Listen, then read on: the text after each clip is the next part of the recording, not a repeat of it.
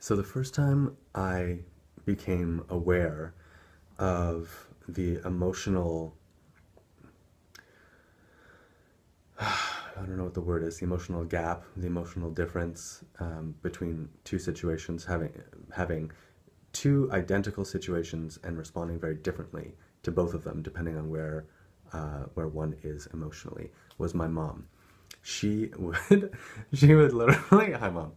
She would literally say at one point, "Oh, I love your energy. You're so vibrant. You're so alive. I love it when you run around the house and like, wow, good for you." And stuff like that. Like she would say things like, "Oh, you're so great." Yeah, like maybe I don't know. I don't remember exactly, but she would say things like that, like, "Oh, you're just so amazing. Good for you. Like I'm so happy that you're happy." And then other times she'd be like, "Will you stop running around the fucking house? I can't think." And and then I would say, "But you like it when I'm like this." And she's like, "No, I always hated it."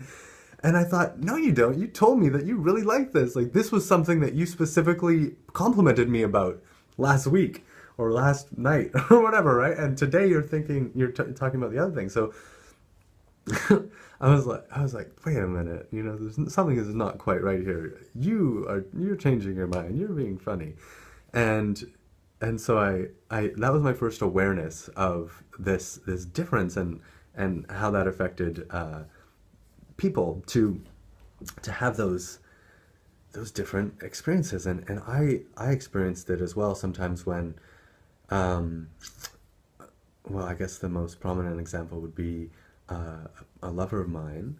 We were really, I would say, unhealthily attached for a little bit, and as we were letting go of that, um, she was connecting with other people, and we were at this festival, and she was dancing with someone, and I just felt so off when looking at them. I was hurt and upset, and all these things, and my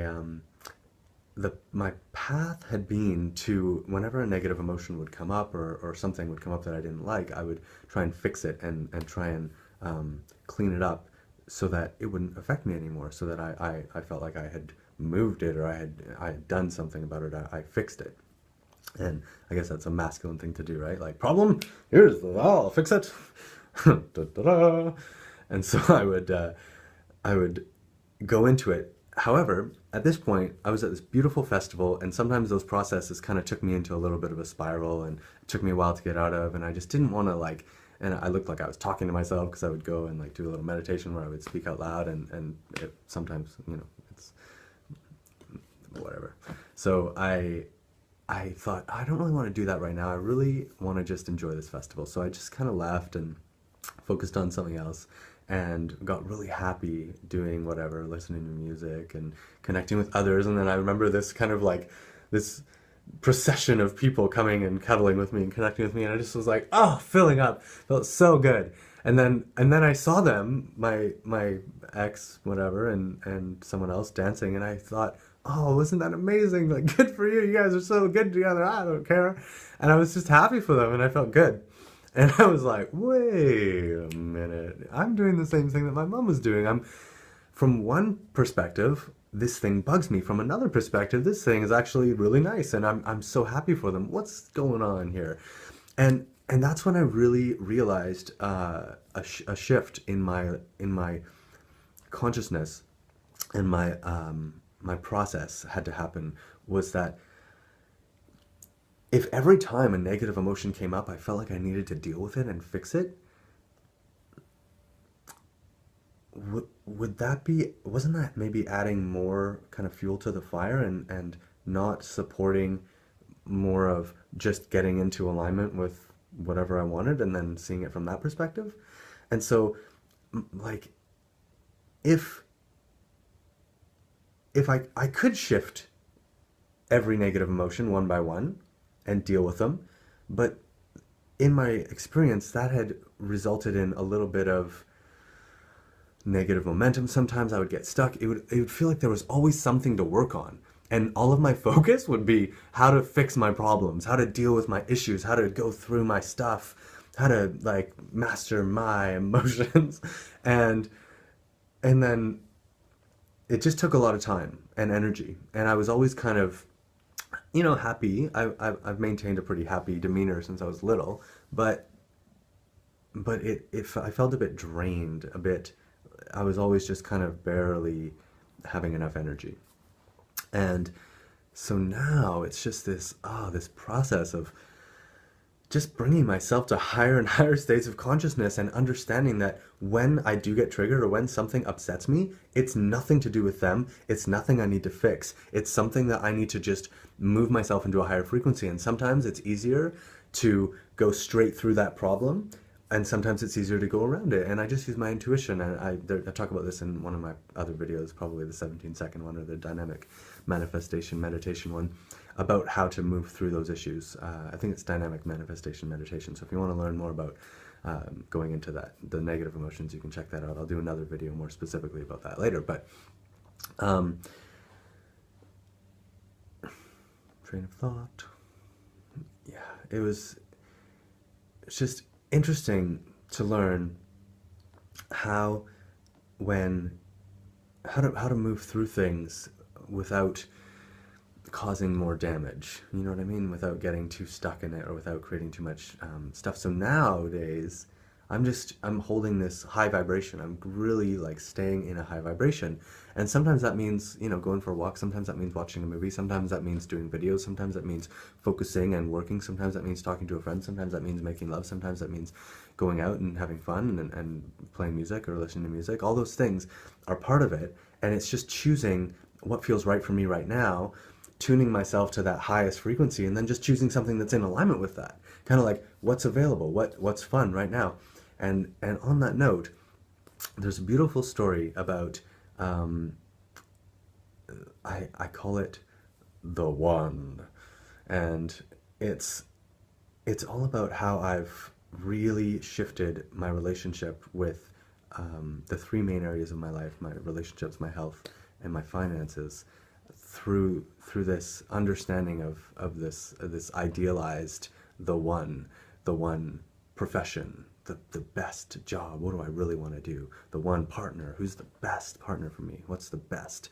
And the one food. What's the best food ever? How can I like get only the best food? And I think this started with my food, and I started learning about raw food and how all of these beautiful foods could affect your consciousness and your awareness, and I started to experiment with that and get really high off of nutrition and superfoods and fruit and different things. And I tried the high sugar raw food diet and the low sugar raw food diet and vegetarian, vegan. Like I tried all these different diets, and it was interesting because I was also doing like a candida cleanse at one point, and I realized that the more my focus was on eating to fix something, like the candida, the more I kind of attracted it, the more I was drawn to just creating imbalance in my body and going through these ridiculous ups and downs where I think at one point I came home from from a retreat. I saw David Wolf live. He's a sweetheart, such a good man, and so much to share, and so much more than just food. Oh my God, we got to hang out with him for 5 days in person, and what a gift. I mean, he's just on so many different plateaus, so many different levels, so many different things, from water to energy and different projects that he's working on. I can't imagine what he's up to now. That was like 7 years ago. So we hung out with him for 5 days, and when I got home I was like, I'm raw foodist, I'm going in. I had no idea what I was doing. I thought that eating yogurt and oats was raw food at one I was just eating yogurt and oats because I thought they were like raw somehow. I don't know. So I had no idea what I was doing, but I basically like gave away all of my food that wasn't raw and just was like, I'm jumping in.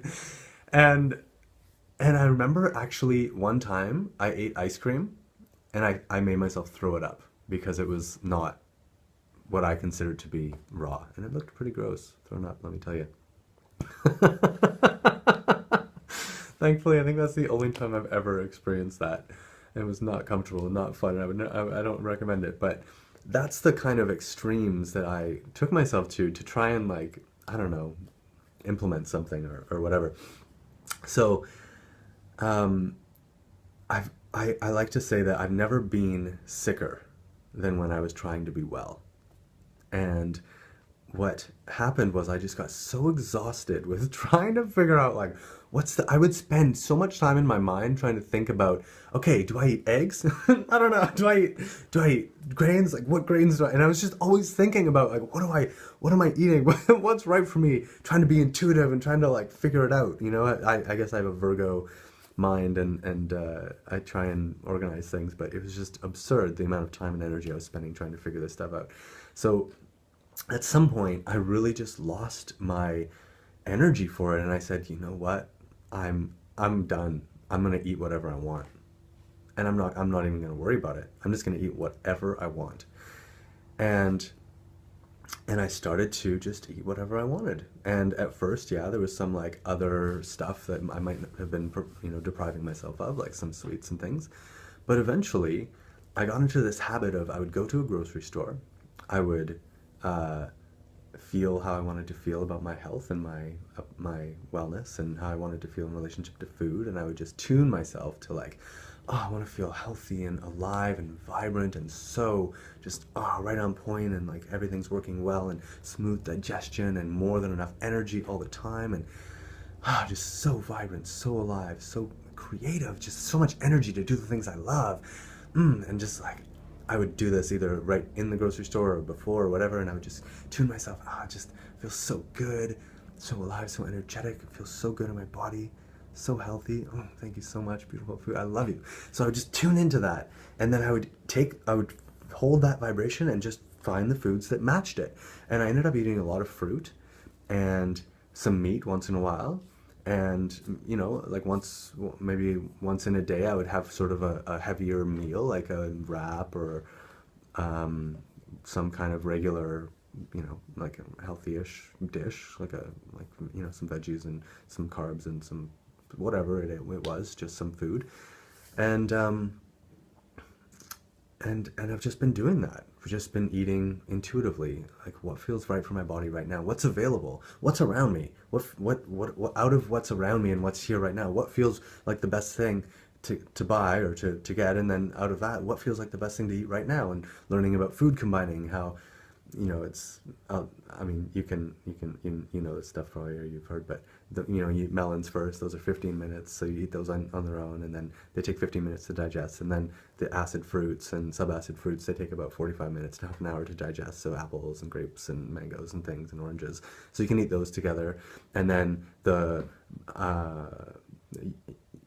bananas and dates and figs, those are maybe a couple of hours to digest. So you eat those later, last, and so that's kind of the layering for the fruit diet. And then someone told me, vegetables are better on their own, and even to eat like mono fruits and stuff. So but honestly, I just do what feels right for me. I do what feels in tune with me, because I know that I can eat the best food in the world and I can be unhappy and unhealthy because I've done it. And I know that I can eat McDonald's and be fucking thriving and happy because I've done it. So it doesn't matter, like the food, it's not that big of a deal, because if you maintain that high energy, you're not going to be attracted to want to eat crap all the time. You're going to want to eat food that maintains and supports that vibrant energy. And so it's like, of course it's going to feel natural to eat more healthy when you're feeling this aliveness. So instead of looking for it in the food, look for it in your mind and your energy and your vibration. And then the food is just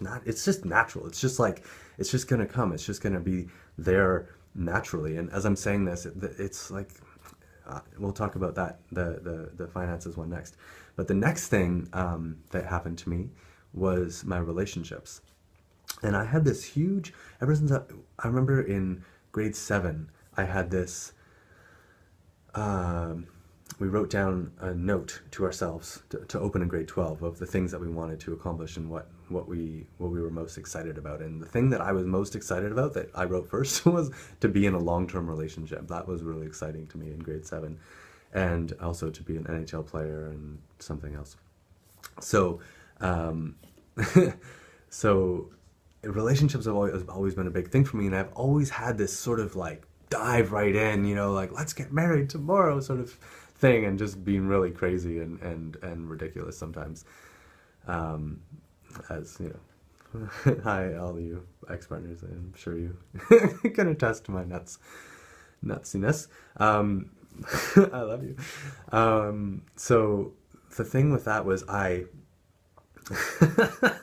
I had this idea of always looking for the one. I was looking for only the one. And so when I would meet someone, I would literally start in my head analyzing them, be like, "Are you the one? Do you have all these qualities? Do you have all these things?" And it just, man, it just didn't happen for me. I was so starved of attention and affection that when I finally did allow myself to make love with someone, I sobbed. I was so pent up with emotion and stuff because I'd been holding back all of these connections that were coming to me. I was just not allowing anyone to get close to me or me to get close to anyone because for whatever reason I thought it was what, I don't know what, but bad to engage in that way. So, um, I, at some point, I don't remember exactly what happened, but I let go of this need to hold myself back or to not be open or to not be receptive, and and it was like, oh shit, this is what it's like. There was just everywhere I went there was someone new to connect with if I wanted to. It was around. It was this complete shift from total lack mentality. I remember connecting with my dear friend, and she came over, and I was just so like wanting to cuddle and connect, and she said, "What's going on? Why? Like I love cuddling and connecting, but what's going on with you? This doesn't feel like authentic. What's up?"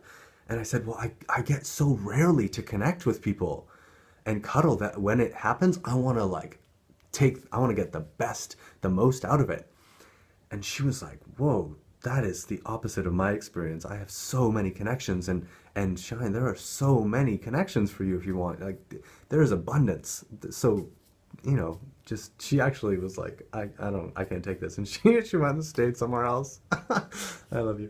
And so it was just so interesting how from shifting that and I don't remember exactly what happened for me, what shifted, but something shifted in me where I just said, I'm open. I'm open to receive. I'm open to engage. I'm open to connect. And when that happened, oh my God, it was like the floodgates opened. I had all of these connections, opportunities, and experiences, and it was kind of like, oh, this joyous feeling. It was like, ooh, fun, fun, fun, fun, fun, and then getting, oh, that one, great, let's have a relationship, and having that fun, that clarity, and just getting to experience that, and it felt like I was finally giving myself a break, like I was stepping away from this need to be perfect and to have perfection and just allowing myself to experience life. I felt like I was in high school. I never had that. I never did that in high school. I never had those like that whole relationship and going, the whatever, the whole thing. I just didn't allow myself to do that. I was really focused and playing hockey and different things, but um so it was just interesting, and now it's this feeling of abundance. There's always connections, and now it's just getting more specific. It's like, oh, what do I really want? What's the clarity that I want? And then shifting those emotions and learning that when things come up, I can move them. And I gave this metaphor once of of like waiting for the one is like sometimes if you love swimming but your favorite swimming pool is closed for renovations, it's like saying, "Oh, I'm not gonna swim anymore until that pool is open."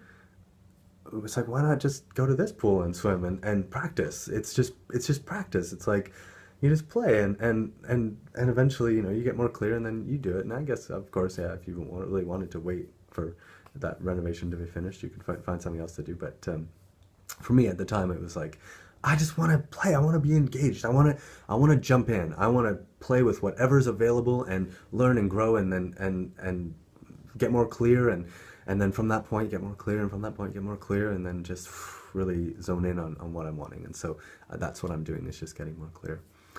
And then the finances one, oh man, I grew up really well off. I guess you could say my mom did well and my dad did well, and we had like a maid and a babysitter that was there every day after school, and support beautiful house, nice car. I got to go to boarding school for 2 years.